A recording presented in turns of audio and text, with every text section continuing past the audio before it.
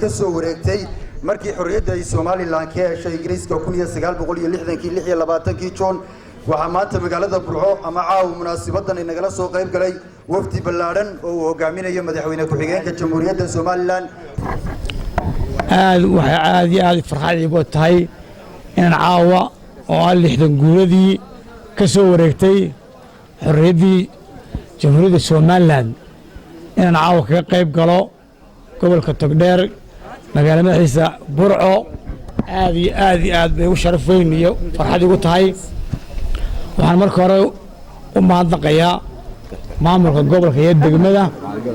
oo runtii diyaar garow fiican iyo xaflad aad heer sare soo abaabulay aad iyo aad baan ugu mahadnaqayaa waxa kale runtii aad ugu mahadnaqayaa shacabka reer Burco oo sida wanaagsan u soo diyaar garoobay in xusaan xuska maanta qiimaha leh ee sanad guuradii lixdanaad aan maanta aan xusayno oo odayaasha maanta da'dooda arkayo ah ee ilaa saacadda ay maanta yimaadeen salaadii cishaa ilaa maanta halkaa fadhiya runtii aad iyo aad baan runtii idinku mahadnaqayaa haweenaya ina caruuriya namada maanta xuskani inaguma cusba 16 Juun ilaa maanta xorriyadda Soomaaliya la soo noqonay ilaa maanta waynu xusaynaa habeen aan la xusin 16 Juun muddada aynu Soomaaliland 9 sano goori joogtay ma dhicin dadka qaarkii inay warkan mid maanta caawa aad loo weyn ama ma sanad gudaha lixdanaad si gaar loo weyneeyo way tahay horta si gaar loo weyneeyo waxa dee arrintu markay nus qarni iyo 10 sanado ay marayso 60 sano marayso in aad loo weyneeyay waa wax meesha ku jira waajiba weyneyntaasi maanta waxay ka xukuumad ahaan ay naga soo go'day ama ay ka tahay oo madaxweynuhu hormud yahay in jiilka da'da yar leh ay ogaadaan ama maanta maadaama wada hadallo ka hor inta la xigta wada hadalladaas ay asaaskeedu loo imanba in dadka jiilka da'da yar leh Soomaaliland ogaadaan in qaran jira oo 60kii dhashay oo ka Soomaaliya ka hor dhashay aan hayn oo markay wada hadalkani maanta laga hadlayana ay muujinayso in laba dal oo jiraan taasaa keentay maanta inaan aad loo xoojiyo iyadoo sanadkuna 60 sano marayo iyo maartay da'yarta la yar aad mooday la yar dhagal haabinaya ama durmaanada loo tuuray beenta inay fahmaan inaan qaran jiraahayn oo ku abuurmay una 19 ayna lahayn 60kiina iyo halganka maartay xorriyadiisa loo soo marayna sida ay sheegeen waxa loo soo maray halgan qaraar baa loo soo maray oo maskax leh oo muruq leh oo maal la geliyay oo maalintii mustacmarku yimiday 1864 ilaa 1960 afar iyo 16 sanadood ummadda reer Soomaaliland may fadhiyin mar walba galowgiiba waxay dhaqan u noqotay ka dhicin Afrikada kale inay reer Soomaaliland saddex meelood ka soo dagaalada oo galbeedka iyo berbero halka dhaxaya iyo maartay bariga Soomaaliland saddex meelood ka soo dagayba dadkii dhaqankii waqtiga noolaa su'aal isku mid ah iyo qoraallo isku mid ah iyo kula heshiiyeen dawladda Ingiriiska waxay kula heshiiyeen inay ka ogoleen wax la gumaysi waataan kaga duwanayn wadannada kale oo inagu waxaan ahayn wax la maxamiyad protectorate Soomaaliland protectorate banayn taas qiimo gooni iyo dadkeena fahamkooda waqtigaaba sareeyay runtii ay ahayd dadka kale waa la gumaystay waa la dhibay wabiya laga talaabayay inta markii ay kala barmaraya muddadii waxa ku weena waxa lagu bilaabay way gaadhay saacadaadii iska tag halgan adag baa lagu maray geeraar iyo gabay iyo guubaabo waxa loo soo maray waxa dhacday 60kii Juun 16kii xorriyaddii lagu dhawaaqo in caalamka qaramada jiray ay ictiraafaan inta wadanayna ictiraafaan oo jimciyadda qurumaha carab horteen kulaha maarteen dad kulaha nasiib darase sida la sheegay ma ka waramaan odayaashu shacabkeennoo yani wanaag jeclaa iyo in soomaali isku timaado oo la helo soomaali weyn iyaa siyaasiyiintii intii badan dabada kaxeeyey kuna qasbay oo yidhi la kala joogi maaye waa in soomaali la helaa soomaaliyada iyadna 4 cisho inaga dambeynaysa caalanka la siinay 1 Julaay waa inaan isku tagnaa tii waxay keentay inaan shuruud la'aan aan ugu tagno haddii shuruud la'aan ugu taagnina dee dhibaato badan iyo wax badan waxay naga soo gaaray culays naga soo gaaray ilaahay mahadii hal gandheer qaraar kadib waxaa dhacday in wixii Soomaaliya ama dawladdii maartay kala taliska ahayd ay dalkii burburay magaalada Burceen maanta caawa joogno ay dhiimay waxyaabaha dadku si khaldan u fahamsan yihiin maanta halka la isku yimiday lagaga dhawaaqay in qarannimada Soomaaliya dib looga soo noqdo qiimaha ay lahayd waxa uu ahayd in ummadii reer Soomaaliland ku midowday ee xuduudii Ingiriisku mideeyay inta halka isku timiday in dhibaatadii dhacday inta halka iska dhigeen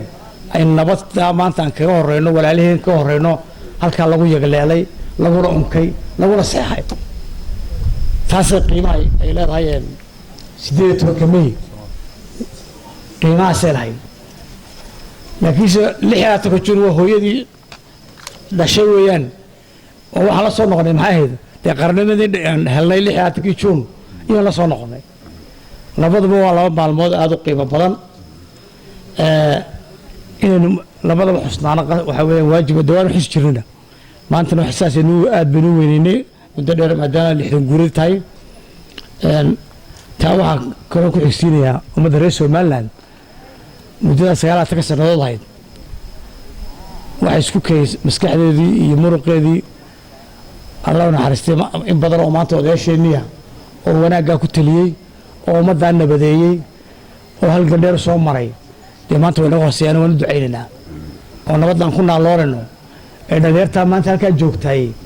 wixii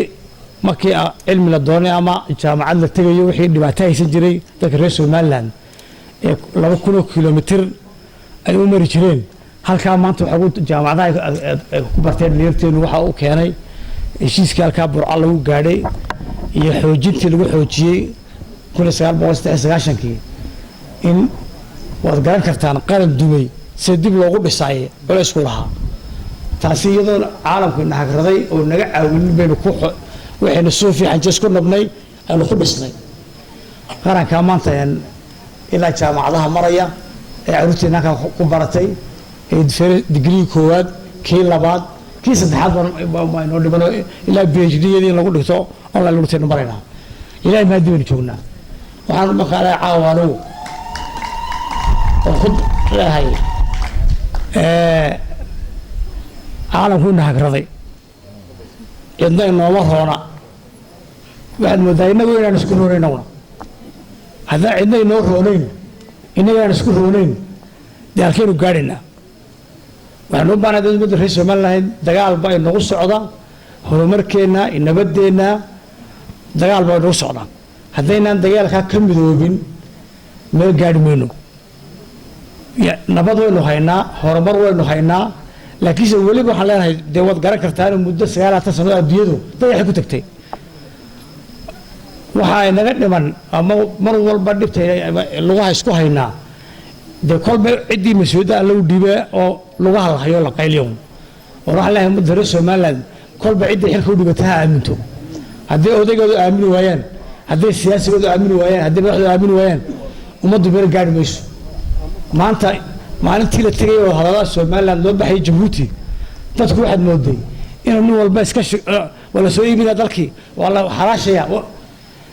haddii loo aamino kii 10 sano duur uu jiray boqor raas ku dhaceen kii guurtadahay maanta odayga reerku inuu weynaaya haddii lagu aamino cid lagu aamino masiirka Somaliland ma dawaan garan waayaan daqiiqa waxa weeyaan cid kasta oo naga mid ah haddii shir kasta tagto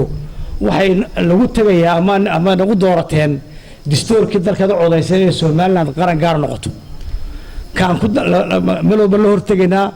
ee intay doontaan nagu qaataan aan ku dagaalamana wax weeyaan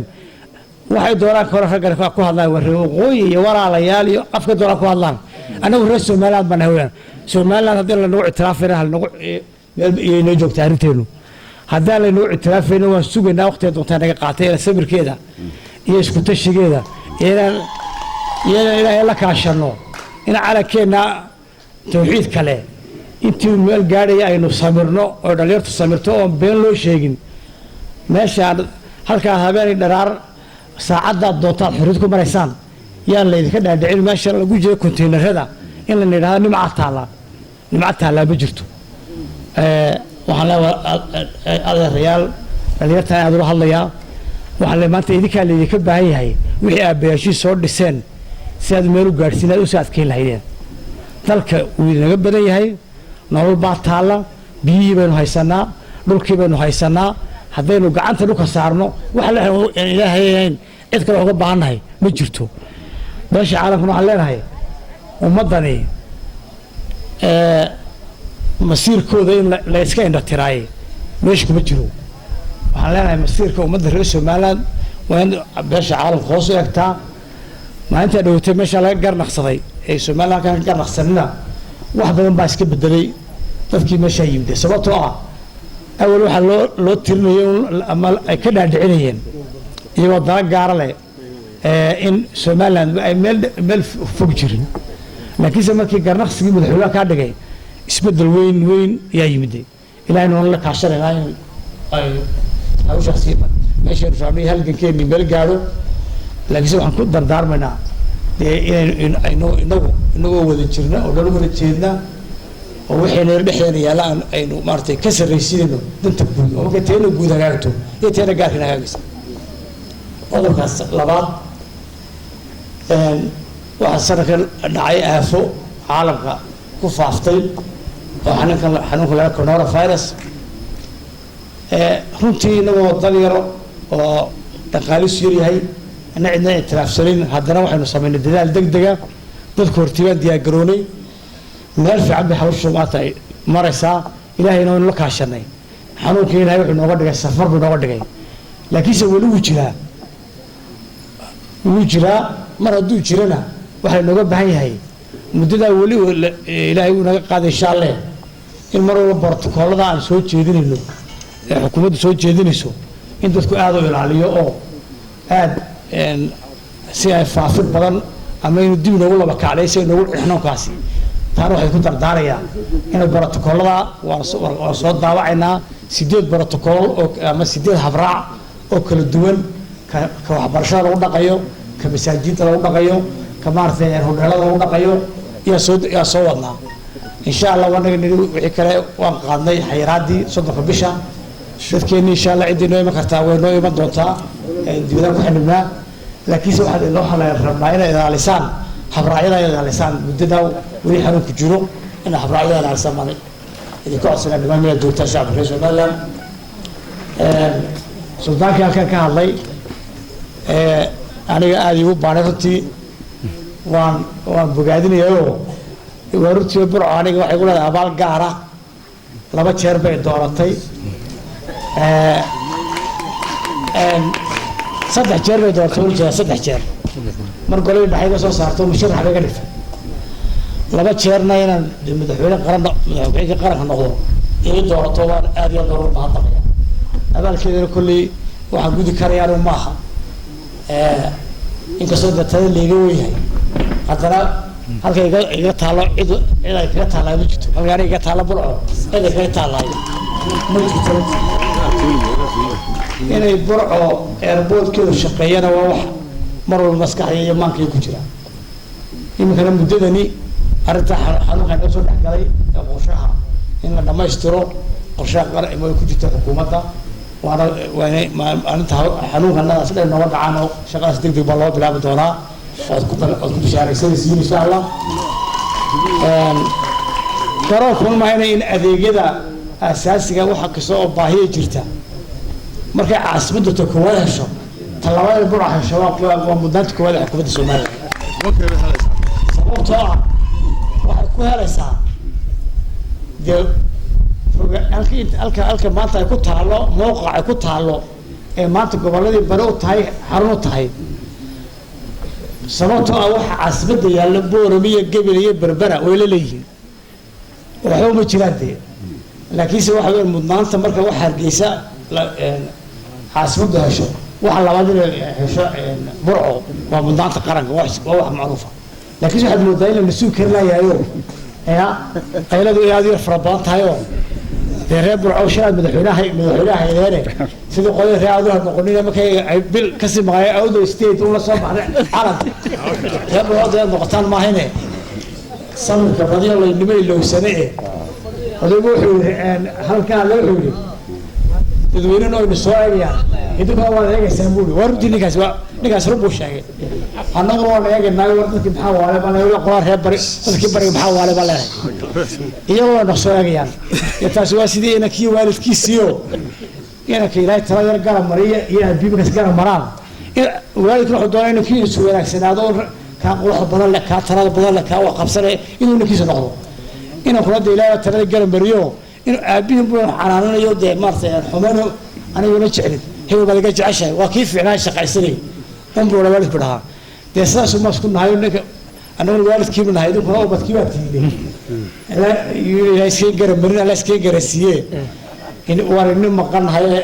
wadyar hadegaysan hadegina PCR baa maqan maxay baa wax kasto qaranka wax ma oolin markii xanuunka noo biraamay waxaan nahay dal qabiica oo yani infrastructure caafimaad u dhisnayn de xabada dil la keenin ma waxa xabada ma idinka liikana soo caasimadda lagu bilaabin kolka xabada la garanay sugtaa bahayde haddii ay qaydadaan wax kasta inta misla soo gaaray taasina inay dayo waasaan sheegay mudnaanta labaad ee caasimadda ku xigta burcaale maaha ilamaha munaafaqad iyo hor joogta caawida ma hele waxa weyn ma golaha wasiir laga doodayo ama wax kasta la sameeyo haddii maanta la sameeyo aragida ka ciidanka raab risbari degdeg argixisada dagaalama